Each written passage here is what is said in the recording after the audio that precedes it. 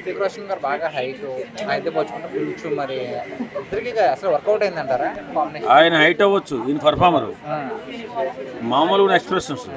ఇప్పుడు వేషం చిన్నదా పెద్దదా అని ఆలోచించారు, అందులో పర్ఫార్మెన్స్ చేసే అవకాశం ఉందా లేదా అని ఎన్టీఆర్ గారు ఆలోచించారు. తక్కువగా ఆలోచించాడు. తెలుగు రాష్ట్రాల్లో ఇతను దేశం అంతా ఒక ఎత్తు అయితే తెలుగు 2 రాష్ట్రాల్లో అంత డబ్బులు ఎక్కువ వస్తాయి ఎన్టీఆర్ గారి సినిమా కాబట్టి ఎన్టీఆర్ గారిని చాలా హైలైట్గానే చూపిస్తారు. పురుష హైటు ఈ తేడాలే ఉండవు. సో మరి వాళ్ళిద్దరూ లాస్ట్లో ఫైటింగ్ సీన్ కూడా పెట్టారు కదా, సో మరి అది ఎలా ఉండబోతుంది? చాలా చాలా చాలా చాలా బాగుంటుంది. ఎందుకంటే హృతిక్ రోషన్ గారు అంటే ఈ బాలీవుడ్లో ఎప్పటి నుంచో ఉన్నారు, కానీ ఈ మధ్య బాలీవుడ్ సూపర్ స్టార్లు అయినారు. చరణ్ కానీ, బన్నీ కానీ, ఎన్టీఆర్ గారు కానీ వీళ్ళు దున్నేస్తున్నారు ఇప్పుడు బాలీవుడ్ని.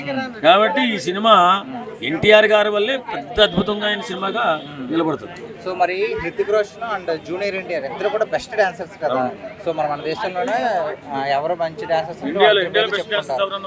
సో వీళ్ళిద్దరి పేరు చెప్తారు కదా. సో మరి వీళ్ళిద్దరికి కలిపి మరి ఒక సాంగ్ ఉండబోతుంది అని టాక్ అయితే వస్తుంది. సో ఎలా ఉండబోతుంది అంటారు?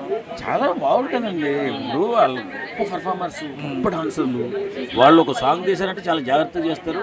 మనం ఒక అద్భుతమైన సాంగ్ చూడబోతున్నాం అనిపిస్తుంది, ఇంకా అంత మంచి సాంగ్ చేస్తారు కాబట్టి. సో ఫైనల్ గా మీకు ఎలా అనిపించింది అసలు వార్ 2 గురించి మీరు ఏం చెప్తారు? వార్ 2 ఒక యుద్ధమే, రణమే. అంత అద్భుతంగా ఉంటుంది. సినిమా చూస్తున్నంతసేపు ఆద్యంత భరితం ఉత్కంఠభరితంగా ఉంటుందని అనిపిస్తుంది. థ్యాంక్స్ అండి.